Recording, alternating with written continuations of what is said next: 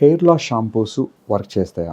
దాంట్లో ఎంత నిజం ఉంది? హెయిర్ లాస్ షాంపూస్ అనేది కంప్లీట్గా లోకల్ కాజెస్, అంటే మనకు ఎక్కడైతే ఈ డాండ్రఫ్ వల్ల ఆర్ మీ సరిగ్గా క్లీనింగ్ హైజీన్ ఇష్యూస్ వల్ల ఆర్ సెబోరిక్ స్కాల్ప్ వల్ల ఈ కండిషన్స్లో కొన్ని కండిషన్స్లో అయ్యే హెయిర్ లాస్ వరకే మనకు హెయిర్ లాస్ షాంపూస్ హెల్ప్ చేస్తాయి. ఓన్లీ హెయిర్ లాస్ షాంపూస్ వాడి కనుక మీరు వేరే ఏ రకమైన ట్రీట్మెంట్ తీసుకోకపోతే ఈ షాంపూస్ వల్ల యూజ్ ఉండదు. కాకపోతే మీరు వేరే ట్రీట్మెంట్ తీసుకొని దాంతోపాటు కనుక మనకు అంటే మీ డాక్టర్ సజెస్ట్ చేసిన ట్రీట్మెంట్స్ అంటే కొన్నిసార్లు ఐరన్ ట్రీట్మెంట్ ఉండొచ్చు, కొన్నిసార్లు B12 డెఫిషియన్సీ ఉండొచ్చు, కొన్నిసార్లు వైటమిన్ D డెఫిషియన్సీ ఉండొచ్చు. ఈ డెఫిషియన్సీతో పాటు అవి ట్రీట్మెంట్ కరెక్ట్ చేసుకొని మనకు ఈ షాంపూస్ వాడితే మనకు ఇది చాలా ఎఫెక్టివ్గా ఉంటుంది. సో దాంట్లో వాడే మేజర్ ఇంగ్రీడియంట్స్ ఏంటి, హెయిర్ లాస్ షాంపూస్లో ఏముంటాయి, అసలు ఎందుకు హెయిర్ లాస్ అవుతుంది? Number 1 niacinamide, B3 vitamin B3 అంటారు. ఇది చాలా వరకు ఆ బ్లడ్ సప్లైని ఇంక్రీజ్ చేయడానికి హెల్ప్ చేస్తుంది.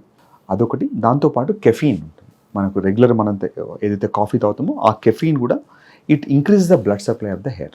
ఈ రెండు కంటెంట్స్ చాలా major ingredients in any hair loss shampoos. దాంతోపాటు కొంచెం సాపామెటో ఆయిల్ అని వాడతారు. సాపామెటో అనేది కూడా natural ingredient from organic herbs నుంచి చేసిన ఇంగ్రీడియంట్.